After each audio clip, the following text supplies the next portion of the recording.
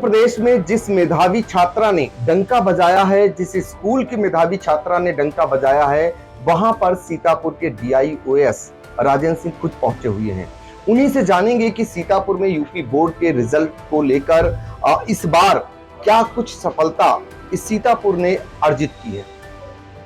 मैं आपको बताना चाहूँगा कि माध्यमिक शिक्षा परिषद द्वारा आयोजित होने वाली हाई स्कूल और इंटरमीडिएट की परीक्षाओं में इस बार जनपद सीतापुर ने बहुत अच्छा प्रदर्शन किया है। खासकर जो हमारी बच्चियां हैं उन्होंने बहुत बेहतरीन प्रदर्शन किया है। पूरे प्रदेश में प्रथम स्थान पर जो बच्ची आई है वो जनपद सीतापुर की है। प्रियांशी सोनी उसका नाम है। 98.33% नंबर उसने प्राप्त किए हैं। तो ये निश्चित तौर पर गौरव का विषय है। इसके साथ मैं ये भी बताना चाहूँगा कि हाई स्कूल और इंटरमीडिएट की जो मेरिट सूची प्रदेश स्तर पर जारी होती है उसमें 20 बच्चे जनपद सीतापुर के हैं, जिसमें हाई स्कूल में 9 बच्चे हैं और इंटरमीडिएट में 11 बच्चे हैं। तो ये उत्साहवर्धक परिणाम है और जो सरकार की मंशा है कि बच्चियां शिक्षा के क्षेत्र में आगे बढ़ें वो फलीभूत होती नज़र आ रही है। जय साहब, आपने बताया कि उत्तर प्रदेश की सूची में सीतापुर की तमाम बच्चियों ने नाम दर्ज किया है।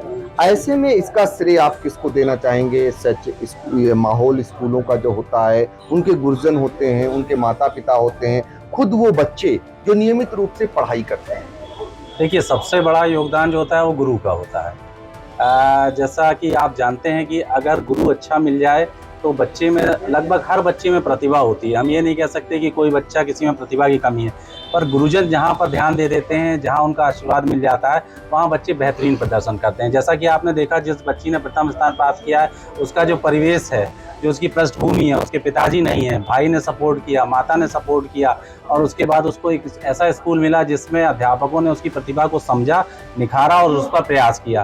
तो निश्चित तौर पर जो बच्चा होता है वो गुरु का परिणाम होता है, गुरु का मैनिफेस्टेशन बच्चे में नज़र आता है। तो मैं बधाई देना चाहूँगा विद्यालय के अध्यापकों को। और वो नेपथ्य में रहते हैं। हमेशा जो इंटरव्यू होता है वो बच्चे का होता है, लेकिन जो नींव की ईंट होती है वो शिक्षक ही होता है, इसमें कोई दो राय नहीं। सीतापुर में इस बार आपको लगता नहीं कि एक इतिहास रच दिया?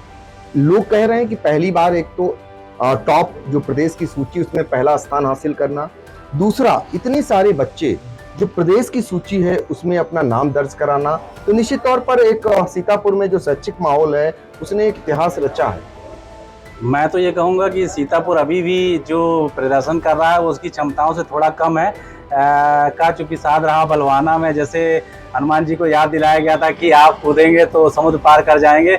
मेरा तो मानना है और हम लोग इस दिशा में प्रयास भी कर रहे हैं कि हाई स्कूल और इंटर में दोनों में ही बच्चियां प्रथम स्थान जिस दिन इस जनपद में लाएंगी तो सही पोटेंशियल उस दिन मुखर होकर आएगा। मैं निश्चित तौर पर इससे प्रसन्न हूँ।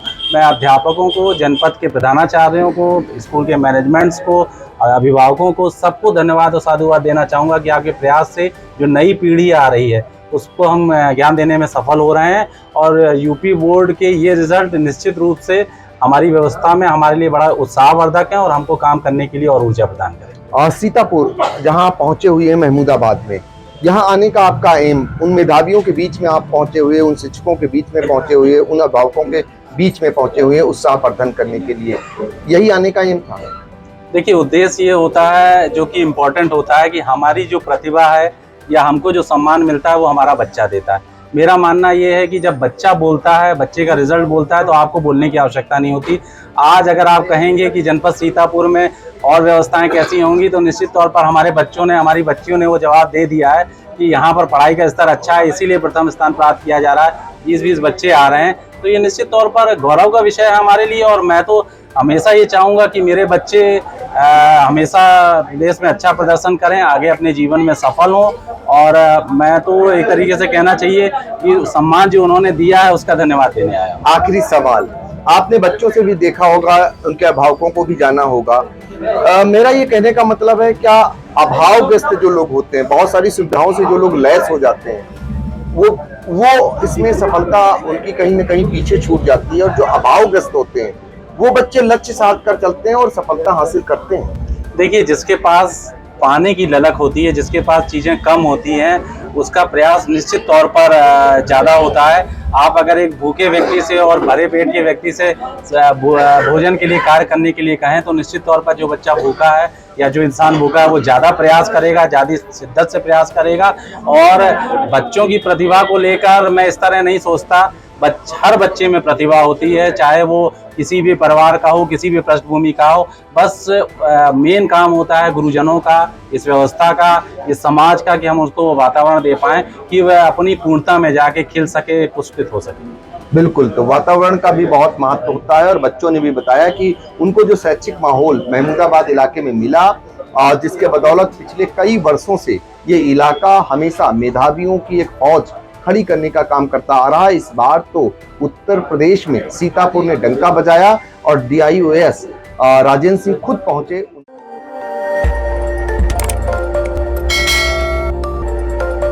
खबर आपकी, नजर हमारी।